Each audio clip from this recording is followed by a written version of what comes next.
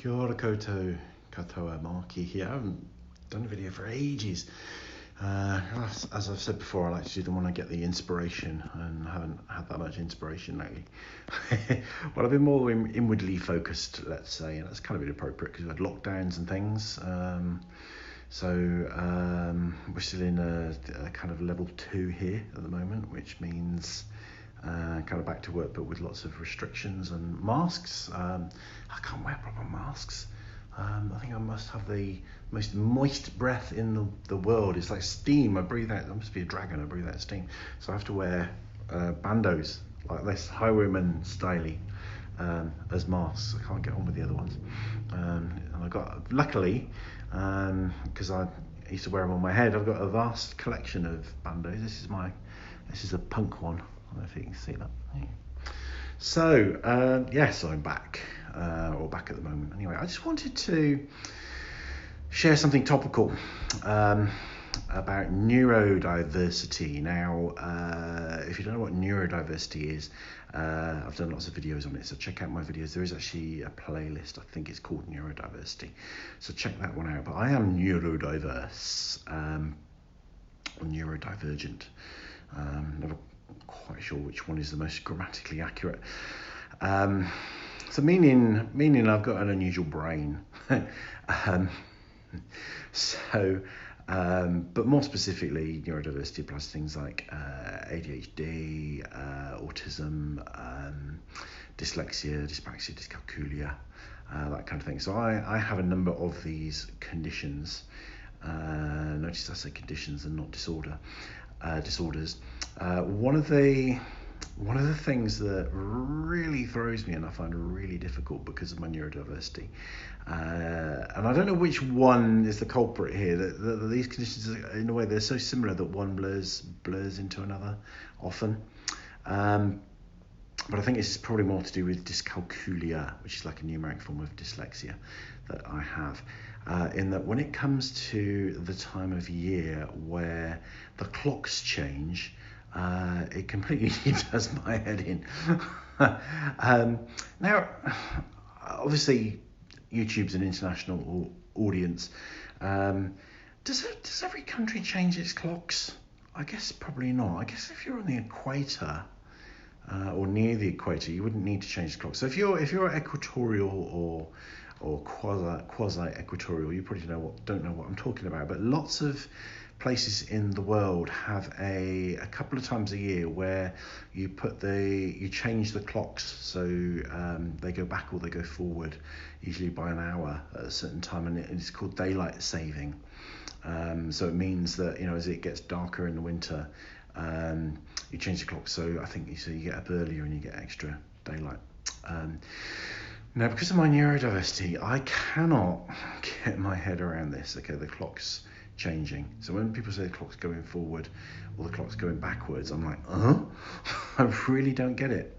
And people annoyingly try and be helpful because, this is one of the problems that people with neurodiversity have is neurotypical people trying to be helpful, which they usually kind of get completely wrong and make it worse. People say things like, well, they fall backwards in the fall, the autumn, and they spring forwards. But the forward and backward thing, I just don't get it. So when the clocks change, I get myself in a right muddle. And I do lots of international work now, so I do a lot of work, online with people in different time zones. And what I always do is ask the other person to work this out, and when the clocks change, I go into a bit of a panic and I say, look, the clocks have changed, you tell me what time we're meeting next week. So when the clocks change, the only thing that is helpful for me is for somebody to say, right, Mark, set your watch. Your watch did say 7, change it to 8. And then I don't think about it too much.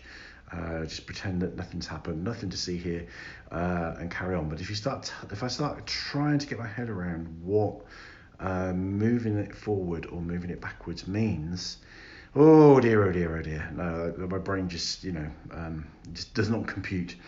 So, and I wanted to kind of pay tribute a little bit. There's something that's been really nice for me actually is I've got into a YouTube channel called the Behaviour Panel, which I heartily recommend. So it's the 4 of the world's top body language and behaviour analysis experts, and they watch videos together and comment on the behaviour and the body language and what that might mean. And they're a great team. There's a great dynamic between them. And look, there's real chemistry and real humour and stuff. 3 of them are American and one's British. There's a guy called Mark Bowden. And he's neurodiverse, and occasionally he talks about it on the program, because one of the things they talk about is eye movement direction and things like that, and he struggles with that, and he struggles with left and right. And when they start talking about left and right, sometimes he's just like, oh, sorry, I just can't go there. But he is he is so eminent. I mean, he knows so much. He knows he's. He's, being a psychotherapist, when people talk about psychology and mental health and things like that, I'm quite kind of critical, because I think, no, that's not right. But his grasp of that is excellent. And he coaches presidents and prime ministers of the more than one G7 country. But he'll also say, yeah, don't give me any of that left and right shit. I just can't do it. So it's so nice for someone like me to see somebody that successful, that high up, that's has the same struggle or similar struggles. It's different. I think he's got he's more dyslexic, whereas I'm not dyslexic. But you can kind of have some of the same things without being dyslexic. It's kind of really nice, and I just want to pay tribute to him really. And it's nice that I like to plug channels that I like. If something's good, I like to talk about it. So check out that channel. Check out Mark Bowden, and just want to say hats off to Mark really for that honesty and transparency, because when people like that acknowledge, a difficulty that comes from neurodiversity, it can have a massive impact on, countless people out there that suffer with the same thing. Just to see that acknowledged, just for us to kind of get, well, I'm not alone, and it doesn't write me off as a human being. So check out the behavior panel YouTube channel. Eventually I'll stick some links and stuff in the description box below. You can have a watch of it, but brilliant channel. So the clock's changing on the weekend.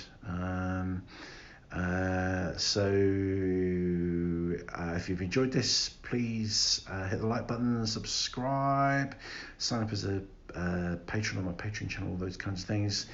Put a nice comment in the comments. Don't put any handy hints or tips for me for getting my head around the changing of the clocks, because it's just a waste of time. It just will, it just doesn't help. My brain just doesn't do, the part of the brain that does clocks moving forward and clocks moving back, obviously doesn't exist inside my head.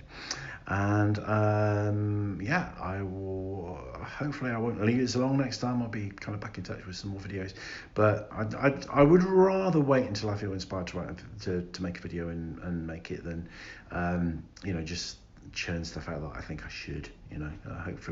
Hopefully that shows, the heartfelt, spontaneous, in the moment, enthusiastic nature of my rambles. So thank you for watching, and Rangimarie. And that's me switching off the video by sticking my thumb in front of the camera. How professional is that?